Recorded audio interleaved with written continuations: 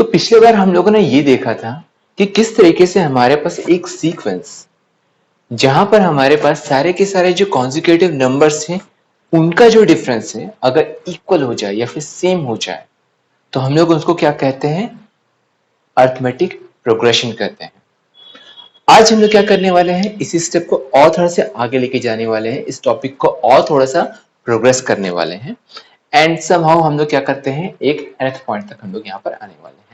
Which means हम लोग यहाँ पर ये देखने वाले हैं कि अगर मान के चलो कि हमको ये पता करना है कि हमारे पास जो लास्ट टर्म है उस एपी का, उस सीक्वेंस का जो प्रोग्रेशन अपने पास में है, या फिर हमारे पास 10th टर्म है, 11th टर्म है, जो भी डिजायर्ड टर्म है, अगर हमको उसको फाइंड आउट करना है बिना पूरे के पूरे सीरीज को लिखे तो हम लोग वो कैसे कर सकते हैं। ठीक है, तो हम लोग अज्यूम यहाँ पे ये करते हैं कि हमारे पास में एक सीक्वेंस दिया हुआ है A1, A2, A3 up to AN। ये n की वैल्यू यहाँ पर 10 हो सकता है, 100 हो सकता है, 200 हो सकता है, 1000 हो सकता है। हमको ये नहीं पता कि फिलहाल कितना होने वाला है। तो हम लोग यहाँ पे ये देख लेते हैं, जैसे कि हमने पिछले बार भी देखा था, हम लोग सबसे पहले दो चीजों को निकालते थे। एक तो होता था फर्स्ट टर्म, ठीक है, इसको स्मॉल ए से रिप्रेजेंट करते थे। यूजुअली क्या होता है हमारे पास में जो प्रोग्रेशन होता है उसका सबसे पहला नंबर ही हमारे पास में फर्स्ट टर्म कहलाता है। तो स्मॉल ए इक्वल टू हमारे पास यहाँ पर हो जाएगा A1 एंड जो कॉमन डिफरेंस रहता है, बेसिकली कोई भी दो कॉन्जिक्यूटिव जो अपने पास नंबर्स आ रहे हैं उनको माइनस कर देते हैं। फॉर एग्जाम्पल अगर A3 माइनस A2 करेंगे तो भी हमारे पास में कॉमन डिफरेंस D आएगा एंड A2 माइनस A1 करेंगे तो भी हमारे पास में कॉमन डिफरेंस यहाँ पर स्मॉल d ही आने वाला है। अगर हमारे पास में दोनों कंडीशन में डिफरेंस अलग अलग आता है तो इस कंडीशन में हम लोग ये बोलेंगे कि हमारे पास में ये जो सीक्वेंस है कम से कम एपी तो बिल्कुल नहीं है। ठीक, तो ये हमारे पास में कंडीशन है, ये हमको यहाँ पर दिया गया है।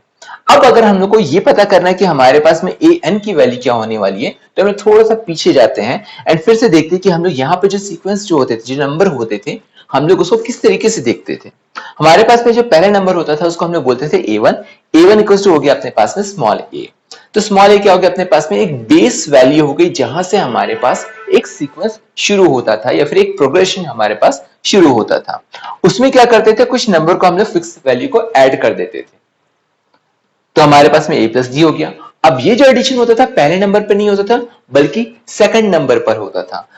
अब थर्ड नंबर पे जाऊंगा तो क्या करूंगा, प्लस डी, क्योंकि हमारे पास जो A2 में हो चुका है उसके ऊपर भी हम लोग क्या करते थे, एक नंबर को ऐड करते थे। तो उस कंडीशन में हो जाएगा a प्लस टू डी। ठीक है, अब हम लोग यहाँ पे थोड़ा सा लॉजिक लगाते हैं। हमारे पास में A1 जो था वो था अपने पास फर्स्ट टर्म, तो यहाँ पे D कितने बार ऐड हो रहा था, 0 टाइम्स। यहां पर ये हो गया अपने पास में A2 सेकंड टर्म, D कितने बार आ रहा है अपने पास में, 1 टाइम आ रहा है। A3 हो गया तो हमारे पास D कितने बार आ रहा है, 2 बार आ रहा है, 2 टाइम्स आ रहा है। मतलब हमने यहाँ पे एक लॉजिक ये लगा सकते हैं कि हमारे पास जिस नंबर का टर्म है उससे एक लेस नंबर से हमको क्या करना है, D को मल्टीप्लाई करना है। तो हमारे पास A7 में यही चीज होने वाला है, A7 equal to A plus 6D। तो हम लोग AN के बारे में क्या बोल सकते हैं, अगर हमारे पास में nth टर्म है तो हमारे पास क्या हो जाएगा, D के साथ जो नंबर मल्टीप्लाई होगा that will be 1 less than the term itself. तो हमारे पास यहाँ पर हो जाएगा a plus N minus one into D. तो ये तो हो गया अपने पास में nth टर्म आगे से। ठीक है, तो हम लोग यहाँ पे काउंटिंग कहां से कर रहे थे, 1 2 3 4, यहां से हम लोग काउंटिंग कर रहे थे फॉरवर्ड डायरेक्शन में, इंक्रीजिंग ऑर्डर में। बट हमेशा हमारे पास ऐसे होता नहीं है, कई बार क्या होता है काउंटिंग पीछे से होता है। जैसे कभी क्या होता है, तुम्हारे टीचर है बोले कि ए लड़के पीछे से उठो, कौन से लड़के को बोलिए, लास्ट से थर्ड नंबर पे जो बैठा है उसको फिर कॉल कर रही है और उससे कुछ क्वेश्चन पूछना शुरू कर दिए। तो कई बार क्या होता है हम लोग काउंटिंग पीछे से भी करते हैं। इस कंडीशन में हम देखते हैं कि यहाँ पे होता क्या है। अगर मान के चलो कि हमको कोई बोल रहा है कि काउंटिंग पीछे से हो रहा करके, मैं बोलता हूं कि यहाँ पर अपने पास में A 10 था, ये A 9 हो गया है, ये हमारे पास में A 8 हो गया है, A 7 हो गया है। कोई बोलता है कि पीछे से थर्ड था, तो पीछे से थर्ड क्या हो जाएगा अपने पास में, A 8 हो जाएगा। ठीक है, तो हमारे पास में कुछ कंडीशन इस तरीके से ही हो चुका है यहाँ पर कि हम लोग क्या बोल रहे हैं, पहले हमारे पास में स्टार्टिंग से nth टर्म बोल रहे हैं थे, अब यहाँ पे क्या हो जा रहा है अपने पास में पीछे से nth टर्म की बात कर रहे हैं। तो हमारे पास ए एन एंड क्या कर रहा है, इसी चीज को शो कर रहा है, ए एंड क्या हो जा रहा है अपने पास में, लास्ट टर्म हो जा रहा है, एंड ए एन एंड क्या हो जा रहा है अपने पास में, वो टर्म जिसको हम लोग पीछे से कॉल कर रहे हैं। ठीक, तो अगर मैं यहाँ पे बोलूं कि लास्ट से थर्ड टर्म, तो हमारे पास क्या हो जाएगा, ए 8 हो जाने वाला है अपने पास में। चलो अब हम लोग यहाँ पर ये देखते हैं कि अगर हमको यहाँ पे वैल्यू फाइंड आउट करनी है ए 8 की, तो हम लोग कैसे करते हैं यहाँ पर। ठीक है, तो यहाँ पर अगर मैं बोलूं कि हम लोग को क्या बोला गया है, ए 8 क्या हो गया अपने पास से, पीछे से थर्ड टर्म है। तो अगर मैं यहाँ पे ध्यान से देखूं तो यहाँ पे टोटल कितने नंबर हो जा रहे हैं, 1 2 3, तो हमारे पास में यहाँ पे टोटल 3 नंबर हो जा रहे हैं। तो मैं क्या बोलता हूं कि चलो मैं ऐसे करता हूं कि ना यहीं से क्या करता हूं, अपना एक सीरीज शुरू करता हूं मैं। ठीक है, जैसे यहाँ पर 8 9 10 में इसी 3 नंबर को क्या बोलता हूं मैं, सीरीज लेके चलता हूं। वैसे मैं यहाँ पर जो जनरल कंडीशन है इसके लिए ए एन एंड से ए एंड तक का एक सीरीज लेके चलता हूं। तो इस कंडीशन में क्या हो जाएगा, हमारे पास में जो टर्म मैं सेलेक्ट करने वाला हूं उसको मैं क्या बोलूंगा, that will be our first term.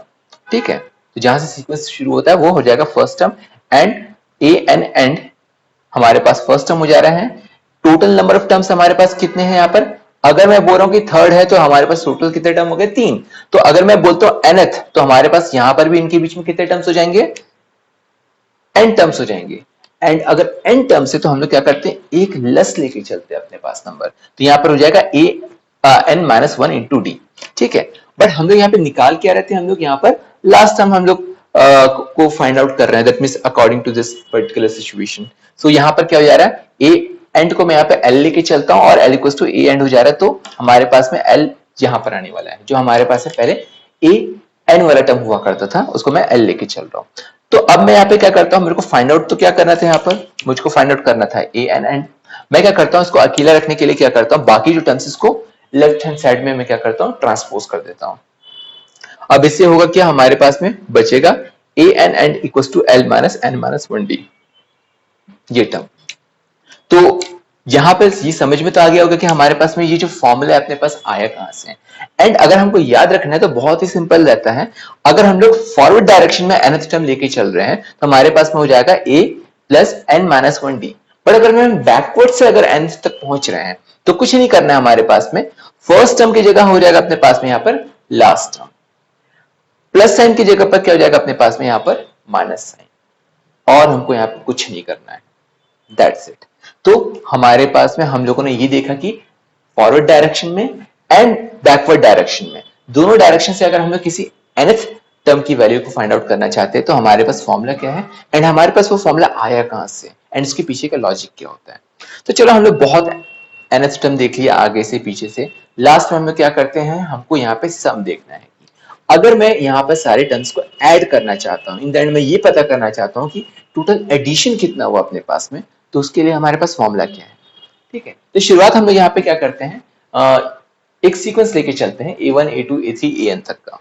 तो बेसिकली हमको यहाँ पे क्या बोला गया है, अपने को nth टर्म को क्या करना है, ऐड करना है।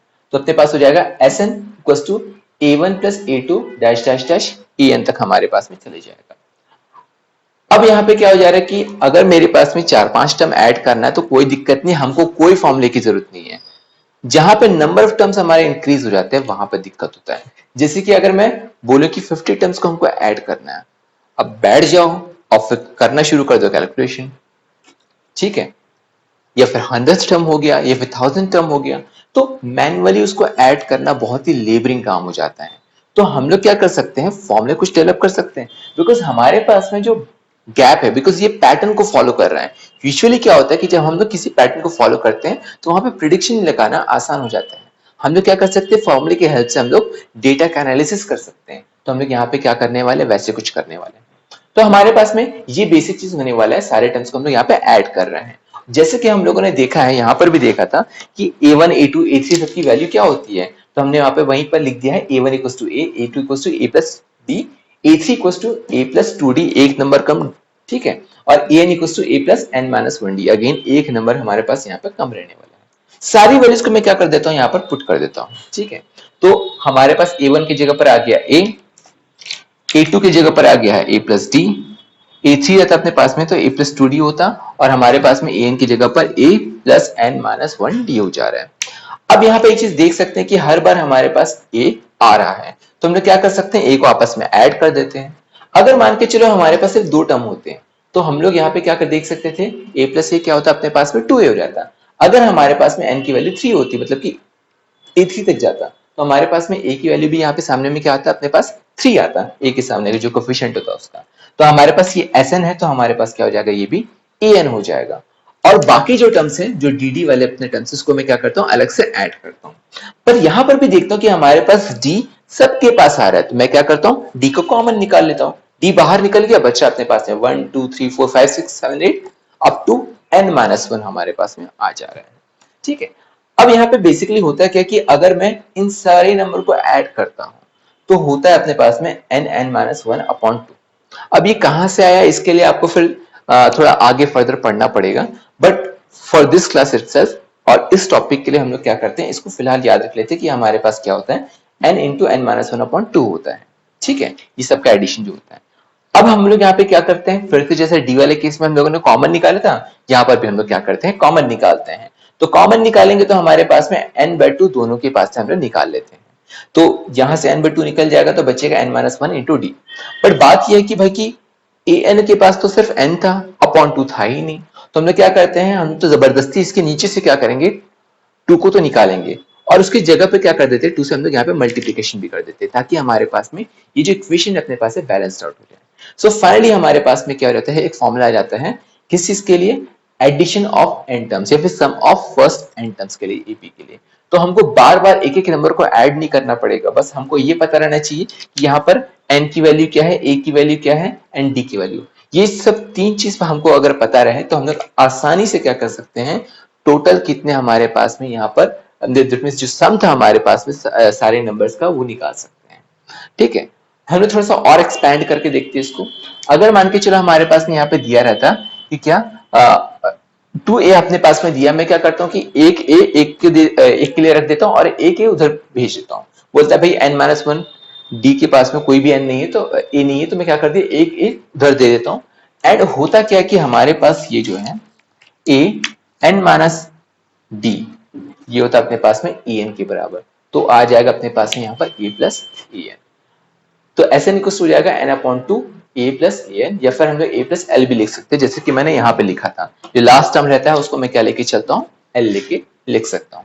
तो अब ये दो टाइप के फॉर्मूले से फायदा हमको क्या होने वाला है, अगर हमको किसी ने ये नहीं बताया कि हमारे पास में कॉमन डिफरेंस कितना है, बट ये बोल दिया कि फर्स्ट टर्म ये है एंड लास्ट टर्म ये है, अब बताओ कि हमारे पास टोटल ये जो एडिशन है वो कितना होने वाला है, एंड हमारे पास टर्म्स बता दिए, तो हम लोग क्या कर सकते हैं, इस फॉर्मूले का यूज कर सकते हैं। अगेन फर्स्ट टर्म दिया है, लास्ट टर्म दिया है और हमारे पास टोटल नंबर ऑफ टर्म्स दिया है, तो हम लोग इस फॉर्मूले का यूज कर सकते हैं। अगर हमको लास्ट टर्म नहीं दिया और उसके बदले में हमको क्या कर दिया, डी दे दिया, तो हम लोग फर्स्ट वाले फॉर्मूले को यूज कर सकते हैं। तो ये आपके ऊपर डिपेंड करता है कि सॉरी ये हमारे पास क्वेश्चन के ऊपर में डिपेंड करता है कि वहां पर हमारे पास में गिवन कौन कौन सी चीजें हैं, उसके हिसाब से हम लोग क्या करेंगे, इन दोनों में से कोई एक फॉर्मूले को यहाँ पर यूज कर सकते हैं।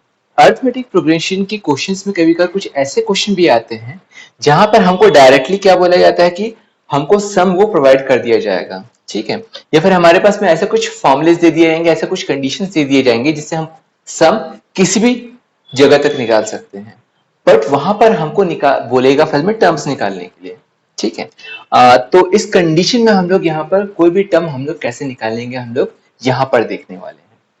सो लेट्स सी कि अगर मान के चलो कि मैं यहाँ पर n-1 टर्म तक यहाँ पर एडिशन निकालना चाहता हूं, तो क्या करना पड़ेगा, a1 से लेकर हमारे पास में an-1 तक हमको क्या करना पड़ेगा, यहाँ पर एडिशन करना पड़ेगा, एंड यहाँ पर हो जाएगा ये अपने पास Sn-1। ठीक है, तो n- जितने भी टर्म है अपने पास वहां तक का सम हो गया। बट अगर मैं मेरे को क्या करना है, an तक का मेरे को वैल्यू निकालना है, दैट मींस an की ही वैल्यू स्पेशली मेरे को यहाँ पे निकालनी, मैं क्या करूंगा, एक और सम निकालूंगा जो हमारे पास कहां तक जाना चाहिए, Sn तक जाना चाहिए। बेसिकली होता है कि अपने पास में कि Sn-1 मतलब कि हमारे पास में 1 2 3 से लेकर an-1 तक का हमारे पास एडिशन होता है। Sn हो जाएगा तो हमारे पास में एक टर्म एक्स्ट्रा, ये जो an है ये भी हमारे पास में एडिशन में क्या हो जाएगा, शामिल हो जाएगा। तो अगर मुझको an निकालना है तो कुछ नहीं करना है, बस दोनों को आपस में माइनस कर देना है। होगा कैसे, हमारे पास में जितने भी कॉमन टर्म्स है वो सारे के सारे माइनस हो जाएंगे, जैसे कि हम यहाँ पर देख रहे हैं, मैंने क्या कर दिया, दोनों को आपस में माइनस कर दिया, ब्रैकेट को ओपन किया, एंड हमारे पास में a1 हट जाएगा, a2 ये भी हट जाएगा, ए एन माइनस वन ये भी हट जाएगा, बस बचने वाला है तो हमारे पास में टर्म ए एन बचने वाला है, और ए एन की वैल्यू हो जा रही है अपने पास में S N minus one minus S sorry S N minus S N minus one. तो हम लोग अगर हमारे पास में दो कॉन्जिक्यूटिव क्या बोलते हैं अपने पास में सम है, और उनको अगर हम लोग यहाँ पे सब्ट्रैक्शन करते हैं तो हमको क्या मिल जाता है, वहां पर एक टर्म भी मिल जाता है। तो हम लोग इस तरीके से भी क्या कर सकते हैं, कई बार अपने टर्म को फाइंड आउट कर सकते हैं। फाइनली हम लोग यहाँ पे क्या देखते हैं, एक लास्ट टॉपिक है जिसको हम लोग बोलते हैं अर्थमेटिक मीन। मीन बेसिकली क्या होता है, मीन हमारे पास में दो नंबर के बीच का एक ऐसा नंबर होता है जिसका डिस्टेंस दोनों साइड से क्या रहता है, इक्वल रहता है, या फिर जहां पर हम लोग बोल सकते हैं कि कॉमन डिफरेंस जो रहेगा अपने पास में क्या रहेगा, सेम रहेगा।